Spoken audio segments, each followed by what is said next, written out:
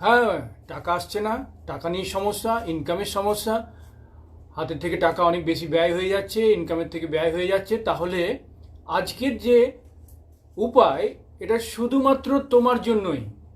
যেখানে একটি তেজপাতা নেবে, একটি তেজপাতা নেবে, বড় পরিষ্কার তেজপাতা নিয়ে শুক্রবার দিন তেজপাতার যে মসৃণ দিকটা রয়েছে সেই মসৃণ দিকে 520 741 এই সংখ্যাটা পরিষ্কার করে ব্লু ইনকে লিখবে, লিখে সেটা জ্বালিয়ে দেবে এবং জ্বালানোর সময় মনে মনে উইশ করবে এবং ভগবানকে স্মরণ করবে।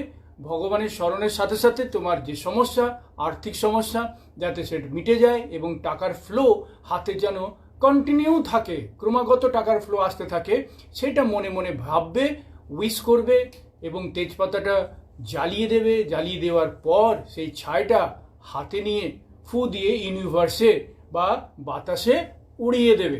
তাহলে দেখবে ঝটপট টাকা আসতে শুরু করছে, ঝটপট টাকা আসতে শুরু করছে।